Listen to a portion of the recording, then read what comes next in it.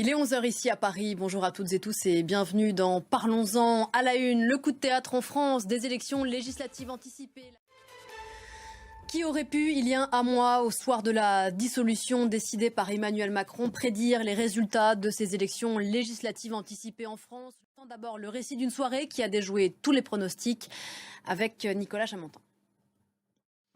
Incertitude. Bonjour Antoine Mariotti. Bonjour Pauline. C'est sans doute l'un des mots qu'on entendra beaucoup cette semaine. À égalité avec, c'est compliqué et ça va être difficile. Cette semaine, peut-être les suivantes d'ailleurs. Pour rester avec nous, Antoine, qui pour gouverner cette France après les législatives, donc c'est bien l'une des questions de ce début de semaine.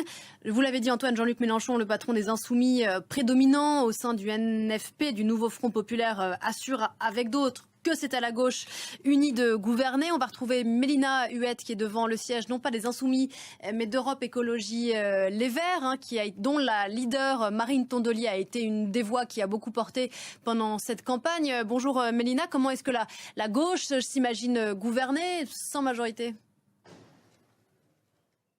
Mélina Huette devant le siège des écologistes, merci beaucoup.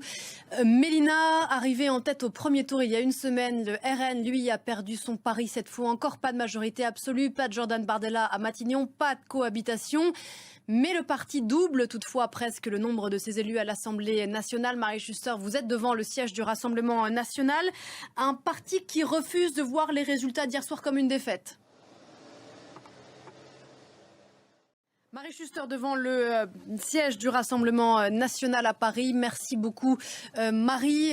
Antoine, le Rassemblement national n'a pas donc réussi son pari et s'est heurté a priori à nouveau et à un plafond de verre et à une offre politique qui a changé entre le premier et le second tour grâce ou à cause des désistements des uns et des autres dans ce front républicain comme il s'appelle. Est-ce que cette position dans l'opposition, a priori, elle ne fera pas partie d'une coalition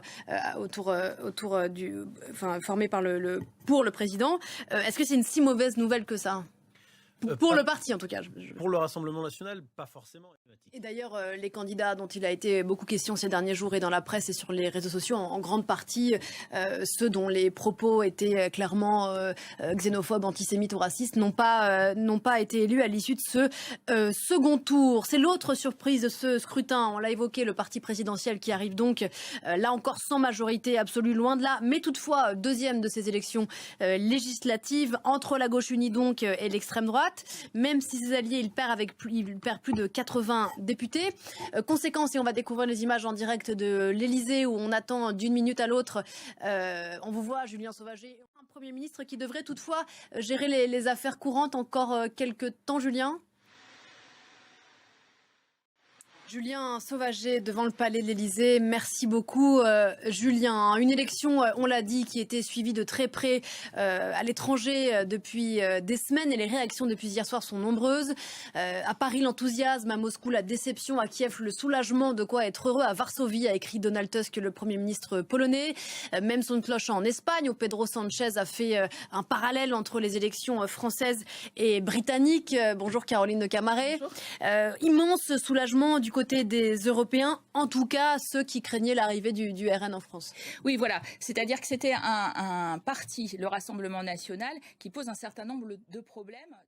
Merci beaucoup Caroline. Voilà pour ces éclairages et ces conséquences et à la fois les tractations en coulisses. Parce qu'on ne l'oublie pas, il y a eu ce scrutin européen. Il s'est passé beaucoup de choses dans l'espace de quelques semaines ici en France. La suite du programme, c'est Gabriel Attal en cette fin de matinée qui présente sa démission. J'ai un doute sur le fait que Gabriel Attal soit déjà à l'Elysée. Vous allez peut-être pouvoir le confirmer ou l'infirmer, Julien. Pour l'instant, ici, tout le monde l'attend.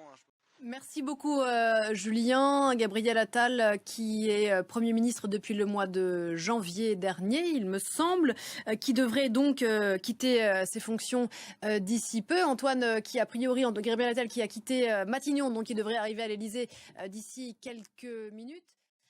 Le Premier ministre Gabriel Attal sortant est arrivé au palais de l'Elysée pour présenter sa démission au président. Pour dire les choses clairement, Julien, à l'heure où l'on se parle, on ne sait pas de quelle couleur politique sera le successeur, femme ou homme, de Gabriel Attal. Ah non, nous n'en avons absolument aucune idée. Merci beaucoup Julien Sauvager. Je voulais vous couper Julien car on a vu à l'image à l'instant l'arrivée de Gérald Darmanin, le ministre de l'Intérieur sortant dont on parlait tout à l'heure avec Antoine Mariotti, arrivé à l'Elysée avec Gabriel Attal. Merci Antoine, merci beaucoup Caroline de m'avoir accompagné jusque-là. Je laisse la place et la parole à Elisabeth Alain pour le journal de midi. On se retrouve demain. Très bonne journée sur France 24.